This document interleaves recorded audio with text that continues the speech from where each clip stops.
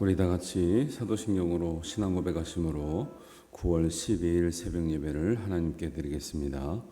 나는 전능하신 아버지 하나님 천지의 창조주를 믿습니다.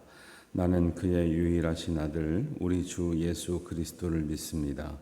그는 성령으로 잉태되어 동정녀 마리아에게서 나시고 본디오 빌라도에게 고난을 받아 십자가에 못 박혀 죽으시고 장사된 지 사흘 만에 죽은 자 가운데서 다시 살아나셨으며 하늘에 오르시어 전능하신 아버지 하나님 우편에 앉아 계시다가 거기로부터 살아있는 자와 죽은 자를 심판하러 오십니다. 나는 성령을 믿으며 거룩한 공교회와 성도의 교제와 죄를 용서받는 것과 몸의 부활과 영생을 믿습니다. 아멘.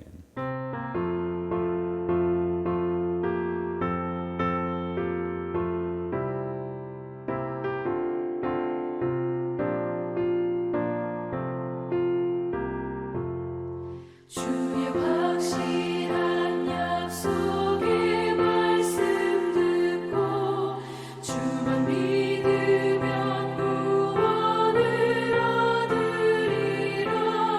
할렐루야 할렐루야 내가 예수를 믿어 그의 흘리신 피로 내 죄 씻었네.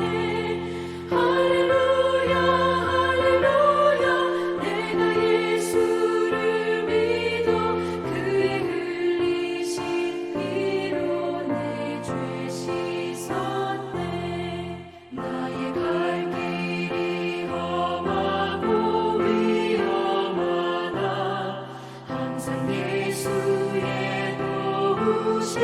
믿고 가네. 할렐루야 할렐루야 내가 예수를 믿어 그의 흘리신 피로 내 죄 씻었네. 할렐루야 할렐루야 내가 예수를 믿어 그의 흘리신 피로 내 죄 씻었네. 주의 보좌에 천사들 둘러서서 우리 구주를 높이어 찬양하네. 할렐루야 할렐루야 내가 예수를 믿어 그의 흘리신 피로 내 죄 씻었네. 할렐루야 할렐루야 내가 예수를 믿어 그의 흘리신 피로 내 죄 씻었네.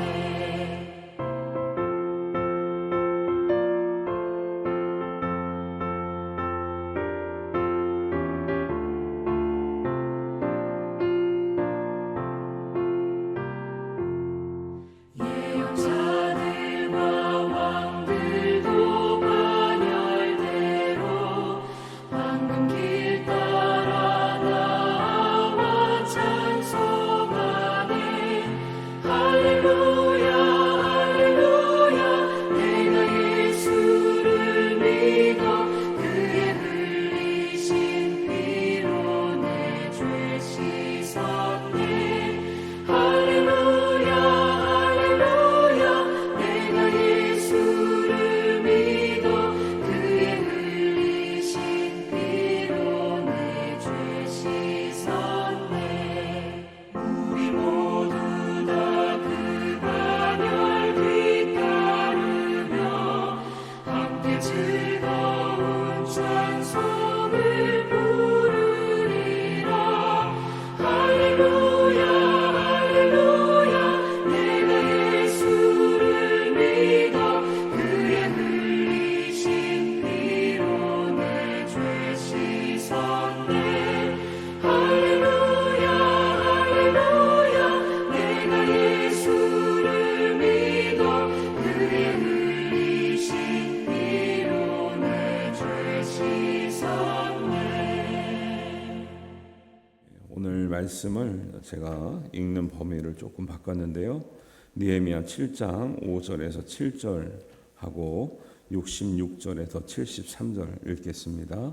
내 하나님이 내 마음을 감동하사 귀족들과 민장들과 백성을 모아 그 계보대로 등록하게 하심으로 내가 처음으로 돌아온 자의 계보를 얻었는데 거기에 기록된 것을 보면 옛적에 바벨론 왕 느부갓네살에게 사로잡혀 갔던 자들 중에서 노임을 받고 예루살렘과 유다에 돌아와 각기 자기들의 성읍에 이른 자들 곧 스룹바벨과 예수아와 니헤미야와 아사랴와 라하мя와 나하마니와 모르드게와 빌산과 미스베렛과 비그웨와 느흠과 바하나와 함께 나온 이스라엘 백성의 명수가 이러하니라. 그래서 이제 누가 왔는지를 쭉 나열하고 그 다음에 66절입니다. 쭉 나열한 다음에 이제 정리하는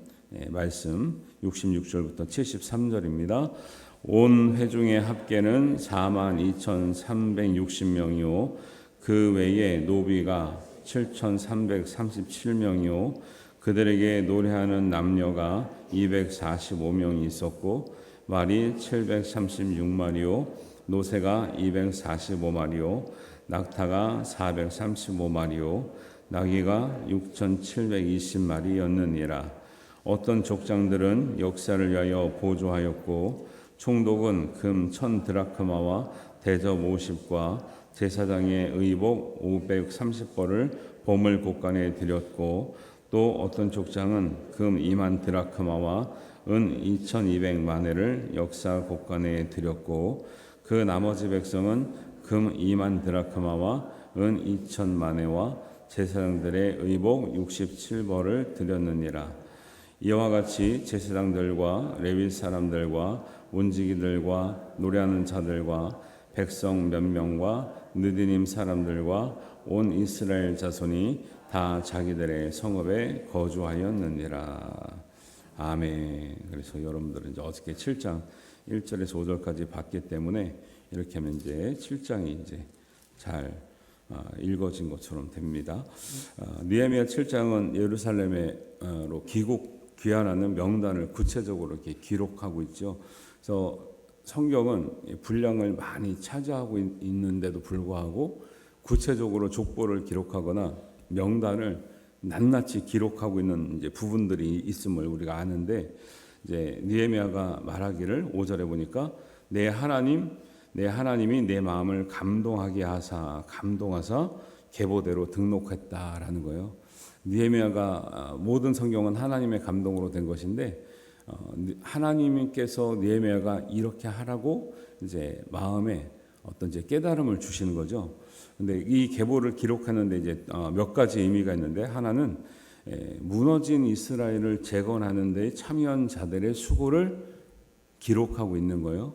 이제 이름도 없이 빛도 없이 우리가 하나님을 섬길 수 있지만 이런 걸 통해서 우리가 이제 깨달을 수 있는 교훈은 하나님은 하나님 나라와 하나님의 몸된 교회를 세워가는데 수고한 사람들은 때로는 몰라줄 수 있거든요.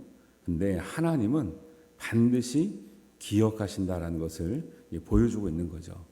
우리가 이제 사람 보기에 뭘 하는 건 아니에요. 그런데 때로는 인정받고 싶고 칭찬받고 싶은 마음이 있잖아요. 우리가 어릴수록 더 그러죠. 아이들은 칭찬하면 너무 좋아하고 칭찬하면 더 잘하잖아요. 근데 중요한 것은 우리가 그걸 받으려고 하는 건 아니지만 우리가 신앙적으로는 뭐냐면 사람들은 때로는 몰라줘도 하나님은 우리의 수고와 헌신을 반드시 기억하신다라는 것을 우리 믿음에 간직해야 될 줄 믿습니다. 그런 관련된 말씀이 어디 나와요? 빌립보서 4장 3절에도 나오고 여러 군데서 나오는데 빌립보서 4장 3절 한번 읽겠습니다. 또 참으로 나와 멍에를 같이 한 내게 구하노니 복음에 나와 함께 힘쓰던 저 여인들을 돕고 또한 글레멘드와 그 외에 나의 동역자들을 도우라 기억하라 하면서 뭐라고 얘기하냐면 그 이름들이 생명책에 있느니라 이렇게 말씀하고 있다는 거죠. 요한계시록에도 마찬가지고 생명책에 이름이 있다는 것을 여러 번 강조하거든요.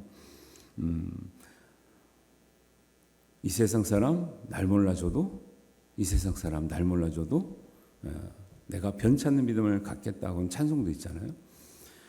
여러분의 수고, 평생의 수고를 사람에게 인정받지 않았더라도 하나님은 여러분의 기도와 수고를 반드시 기억하시고 이루고 계시는 줄 믿습니다. 그리고 여러분의 수고헌신 때문에 하늘나라 생명책에 우리의 이름이 기록된 줄로 믿습니다. 그래서 모세가 뭐라 그래요? 모세가 백성들이 하도 원망하고 반역을 하니까 이 백성들을 용서하지 않으시려면 내 이름을 생명책에서 지워달라는 얘기를 하거든요. 모세는 알았죠. 내 이름이 생명책에 있구나. 있구나 아는 거예요. 근데 하나님께서 백성을 용서하지 않을 것 같으니까 모세 대단하죠. 생명책에서 이름이 지워지면 어떻게 되는 거예요? 지옥 가는 거, 지옥 가는 건데 이 백성들이 용서받을 수만 있다면 내가 지옥이라도 가겠다는 거죠. 와, 거의 예수님 마음이에요, 예수님 마음. 예. 그래서 생명체에 관한 이야기가 성경에 명백하게 나오고 있다는 거죠. 모세도 그 시대, 벌써 이 신약 시대보다 훨씬 이전의 이야기들을 하는데도 모세도 생명책이 있다는 걸 알았구나. 자기 이름이 거기 기록됐다는 것을 알았구나. 그리고 바울도 그 수고한 우리 동역자들 이름이 생명책이 있다는 것을 너희들 꼭 기억해라. 예. 그리고 요한계시록에 가면 또 그러죠. 생명책이 기록되지 않는 사람들은 이제 음부에 처해지리라. 꼭 그 얘기를 하고 있거든요. 그래서 우리가 하나님의 믿음의 사람들은 이미 우리가 끝까지 변치 않는 사람들은 여러분의 이름이 생명책에 기록된 줄 알고 믿음을 가지고 자신감을 가지고 하나님의 나라와 하나님의 교회에서 아낌없이 수고해 주시기를 바랍니다. 그런 믿음이 우리를 살게 하는 거죠. 그래서 하나님은 믿음의 수고를 반드시 기억하신다라는 의미에서 느헤미야가 감동을 받은 거죠. 야, 이 사람들을 이름을 이 자손들의 이름, 이런 수고한 사람들의 이름, 하나님 앞에 헌신된 사람의 이름을 기록하라는 거예요. 저도 여러분 이렇게 열심히 나온 기도하는 분들 마음의 생명체에 기록하고 있겠어요? 안 하고 있겠어요?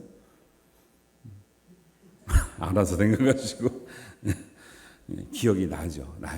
하루 이틀 본 것도 아니고 나죠. 늘.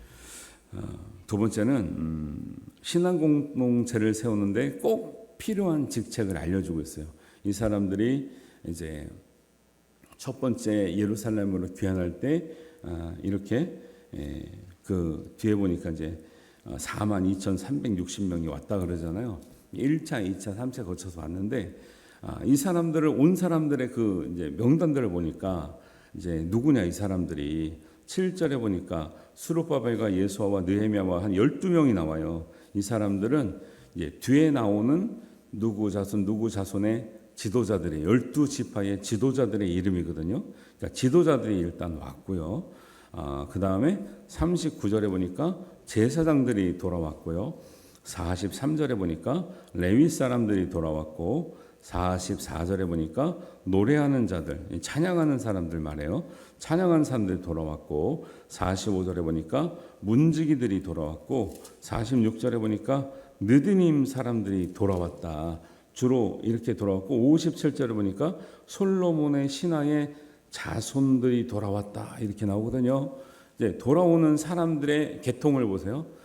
당연히 12지파의 자손들이 돌아왔고 나머지는 제사장, 레위인, 노래한 사람, 문지기들, 느디님 사람들, 솔로몬의 신하들이 왔는데 이것은 이제 여러분 어떤 느낌이 드세요? 12지파 사람들과 나머지 직책들이 있는데 그 직책들은 대부분 좀 어디에 관련된 사람들이에요? 예배에 관련된 사람들이죠. 하나님은 자기 나라로 돌이킬 때 우리나라가 해방이 돼서 단지 자유를 얻었던 것이 문제가 아니라 돌아가서 무엇을 하기 위해서 돌아가게 하셨냐는 거죠. 하나님은 예루살렘으로 돌아갈 때 돌아가면 이 백성들이 무엇하기를 기대했고 무엇을 하게 하시려고 했냐면 하나님 앞에 믿음의 공동체가 세워지기를 원했다라는 거예요. 그러니까 돌아간 사람들 보니까 반드시 리더들이 있어야 돼요. 리더들이. 여러분 우리가 어느 모임에든 리더가 있거든요. 근데 그 리더가 사람들 그래요. 심지어는 대통령 보고도 뭐 대통령 해준 게 뭐 있냐, 대통령 막 물러가라 막 이러잖아요. 근데 그나마 그 리더가 없을 때 더 좋은 어떤 공동체가 되느냐? 그렇지가 않아요. 어쨌든지 좀 부족해도 리더가 있어야 돼, 리더가. 그래서 잘 되는 공동체는 리더가 좀 부족해도 잘 섬겨주는 거죠. 구역이나 우리 어떤 기관이나 부서나 뭐 교회나 뭐 사회도 마찬가지죠. 리더가 탁월하면 너무 좋겠죠. 그러나 잘 되는 공동체는 리더가 좀 부족한 것이 있더라도 리더를 협력하여서 세워줄 때 잘 되죠. 성경은 이따가도 말씀드리겠지만 어떤 경우에도 리더 혼자만 잘해가지고 잘 되는 경우는 없어요. 대부분 사람들이 다 합력해서 선을 이루어갈 때, 그리고 신앙 공동체는 더 유독히 함께 기도로 말씀으로 하나가 될 때 하나님의 영광이 드러났지, 한 사람의 능력으로 한 사람의 어떤 리더십으로 된 경우는 없다라는 거예요. 그럼에도 불구하고 7절에 보니까 리더들이 확실하게 서 있었다 이라는 거예요. 그래서 여러분들이 우리 교회를 세워 나갈 때 여러분 그래도 작은 것들, 맡은 것들 있잖아요. 역할을 하는 거죠. 교회에서 임명이 됐으면 최선을 다하시고 부족한 것들은 우리 공동체의 일원들과 함께 이끌고 가는 거지. 사람들이에요. 임명이 할 때는 그만큼 할 것 같아서 시키는 거죠. 근데 그 자리에 기회가 올 때 이제 그 자리를 자꾸 이제 벗어나려고 하는 사람들은 이제 여기에 기록되겠습니까? 여기 나온 사람들은 다 뭐예요? 리더를 따라 헌신했거나 하나님의 예배의 자리에 관련돼서 봉사했던 사람들이거든요. 잘 생각해 보시라는 거예요. 그런 것을 내가 안 하려고 하고 벗어나려고 할 때 과연 정말 하나님의 생명체에 기록될 만한 것, 한 내 이름인가, 내 직책인가, 내 삶인가를 잘 기억해 보시라는 거예요. 그래서 하나님의 생명책에 반드시 기억될 수 있는 직책을 감당할 수 있게 되기를 바랍니다. 그래서 이제 12지파의 그런 족속들과 자손들 쭉 왔고, 그 다음에 39절부터는 예배에 관련된 사람들이 쭉 오잖아요. 그래서 제사장들이 반드시 있어야 되죠. 평신도들이 아무리 잘해도요, 여러분 목회자가 있어야 되는 거예요.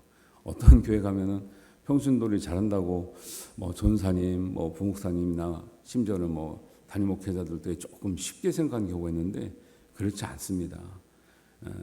아까도 말씀드린 것처럼 리더들이 부족해도 있어야 되는 것처럼, 특히 영적인 이 공동체를 끌어가는 데에 제사장의 역할이라는 것은 아무리 여러분이 교회를 많이 다니고 성경을 많이 알아도요, 이것을 위해서 거의 평생을 준비하고 연구하고 하나님 앞에 고민했던 사람들의 역할을 아무나 대신할 수가 없는 거죠.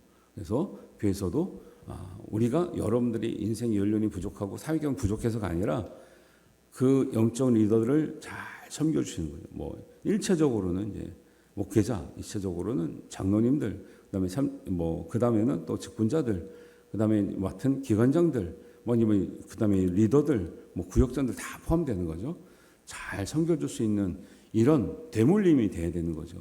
그러니까 구역 예배도 중요한 게 이제 젊은 구역들도 섞여 있는 경우도 있고 따로 돼 있는 경우도 있지만, 이제 섞여 있는 경우는 이제 뭐가 문제냐?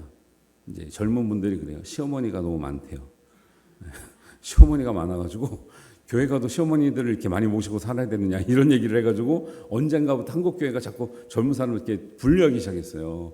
왜 시어머니가 많아가지고 교회 못 나오겠대요. 그러면 애는 왜 이렇게 키우냐, 살림은 왜 이렇게 하냐, 남편한테는 왜 그렇게, 왜 구역 예배 가지고 은혜 받는 게 아니라 잔소리 엄청나 듣고 온다는 거예요.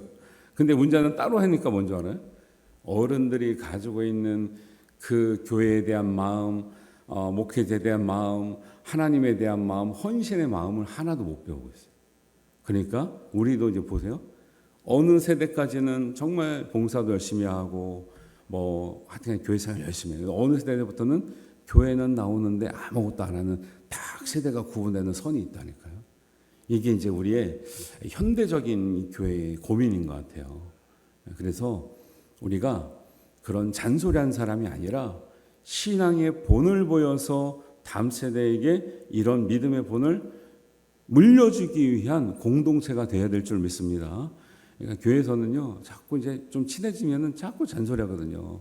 이거는 왜 그러냐, 저건 저러냐, 뭐 애는 왜 그렇게 키우냐, 뭐 또 이 옷은 왜 그렇게 입고 다 자꾸 이런 소리 하니까. 그러니까 이제 요즘 젊은 사람들이 없는 이유를 잘 생각해 오시라는 거예요, 우리 권사님들. 예, 요즘 다른 교회도 다 그렇대요. 그러니까 우리가 성숙한 공동체가 되지 않으면 결국 하나님의 은혜를 받으러 오는 사람들을 우리가 본의 아니게 이 막아선 역할이 돼버리는 거죠. 그래서 그런 마음들을 할 때 여러분들이 좋은 리더로서의 역할하는 게 그만큼 중요하다, 이런 말씀이죠. 그리고 여러분들이 그럼 직책이 없으면 리더가 아니냐? 아니죠. 여러분들의 신앙의 연수를 생각해 보세요. 이미 여러분들은 리더예요. 영적인 리더고 직책이 없더라도 얼마든지 모범을 보여줄 수 있는 거고, 기도로 이끌어 주는 거죠. 말씀으로 잘 이끌어 주는 거죠. 그래서 영적인 리더의 자리가 중요하다. 그다음에 43절에 보니까 레위 사람들은 그 이제 좀 너무 울리는데 조금 내려주세요. 레위 사람들은 제사장들 돕는 많은 직책이 있잖아요. 기구를 관리하는 사람, 또 성전을 관리하는 사람, 다 레위 지파에 속하잖아요. 이런 사람들이 협력했지 그럼 제사장만 혼자 했냐? 절대 그렇지 않다니까요. 제사장이 혼자 절대 하지 않았어요. 많은 레위 사람들이 같이 협력했죠. 노래하는 사람들은 찬양하는 사람들이에요. 아삽의 자손은 시편에 아삽의 자손의 그 찬양이 많이 나오잖아요. 네. 요즘 말로 이제 찬양대죠, 찬양대. 제가 찬양대 가서 기도해 주는 이유가 있다니까. 성가대 쓰신 찬양대 쓰신 분들. 왜? 이만큼 제사장과 함께 예배를 위해서 굉장히 중요한 자리인데 그냥 단지 노래하는 사람들이 아니고 성도들의 이 마음을 오히려 어떨 때보다는 어떤 날은 여러분 설교 은혜 못 받을 때 찬양의 은혜 받을 때가 있죠. 이 찬양대 대원들은 잘 기억하시라고. 설교 은혜 못 받아도 찬양의 은혜 받고 가면 된단 말이에요. 어떤 날은. 그리고 그 날은 왠지 찬양의 감동이 되는. 그래서 성경에 보면요, 찬양을 맡은 레위 사람들은요 항상 배워서 찬양하는 사람이라고 해요. 배워서. 내 실력 가지고 그냥 머물면 안 되고 항상 찬양을 계속 배워서, 뭐 발성도 배우고 음악도 배우고 노래도 배워서 계속 향상을 시켜야 돼. 그래야 하나님 앞에 온전한 찬양을 드릴 수 있는 거거든요. 노래하는 사람들 그런 사람 말해요. 45절에 보니까 문지기들 뭐예요? 문지기들은 성전을 지키는 사람들이고 수리하는 사람들이고 그러거든요. 지키는 사람이 있어야죠. 지키는 사람이 있어야죠. 옛날에는 어려울 때는 교회 뭐 이렇게 맨날 뭐 훔쳐간 사람들이 많은데 요즘에는 여유가 생겼는지 교회에서 뭘 잘 훔쳐가는 일 별로 없어요. 옛날에는 뭐 이렇게 뛰어가, 모니터도 뛰어가고 마이크도 가져가고 그거 지키느라고 그랬는데 믿음의 문으로 지켜야 됩니다, 여러분. 요즘에요. 정말 그런 얘기 자주 하고 싶지 않은데 어쩔 수 없는 한국교회 실정이죠. 한국교회는 너무 이단이 많아요. 지킬 수가 없어요. 성도들이 막 끌려갑니다. 지킬 수가 없어요. 여러분이 믿음으로 견고한 문을 딱 지키고 있으면요, 우리 성도들 보호해야 될 거 아니죠. 누가 어떻게 흔들리고 있나, 이리한테 물려가고 있나, 아니면 뭔가 잘못된 말씀을 이해하고 있지 않나. 그래서 저는 우리 교회 이제 전사님, 부목사님이 되게 참 존경할 만한 게 말씀의 본질에서 벗어나지 않고 복음을 전하려고 굉장히 노력을 많이 하시잖아요. 근데 다 그럴 것 같아도 그렇지 않은 경우도 있어요. 그거 강조하는 이유가 있어요. 그것에 벗어나게 하면 어제도 말씀도 들어볼 때죠. 임의대로 해석해서 임의대로 믿는 사람은 다 이단이거든요.